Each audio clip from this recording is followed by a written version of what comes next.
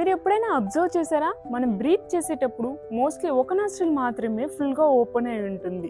ఇది సైన్స్లో nozzle cycle అని పిలుస్తారు. రీజన్ ఏంటంటే మన నోస్లో టర్బినేట్స్ అనే సాఫ్ట్ టిష్యూస్ ఉంటాయి. అవి బ్లడ్తో ఫిల్ అయినప్పుడు నాస్ట్రిల్స్ బ్లాక్ అయిపోతాయి. బ్లడ్ డ్రైన్ అయినప్పుడు నాస్ట్రిల్స్ అనేవి ఓపెన్ అవుతాయి.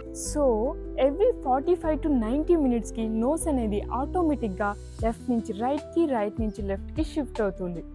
ఇది మనం కంట్రోల్ చేయలేం, ఎందుకంటే ఇది body automatic system.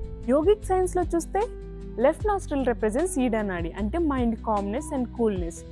Right nostril represents Pingala నాడి, heat and energy. Both nostrils ఈక్వల్గా ఓపెన్ అయితే సుషుమ్న నాడిని యాక్టివేట్ చేస్తాయి, అంటే balance, clarity, meditative state.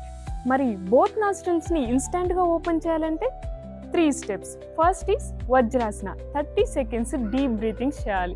Second step 4 rounds of Nadi Shodhana, అంటే alternative nostril breathing. Third step is 3 rounds of Bhramari pranayama, అంటే హమ్మింగ్ సౌండ్. 3 minutesలో ఈ 3 స్టెప్స్ని try చేస్తే Ida and Pingala nadis both equal అయ్యి బోత్ నాస్ట్రిల్స్ ఓపెన్ అవుతాయి అన్నమాట. సో ట్రై చేసి just feel the breath and balance of your mind. Thank you.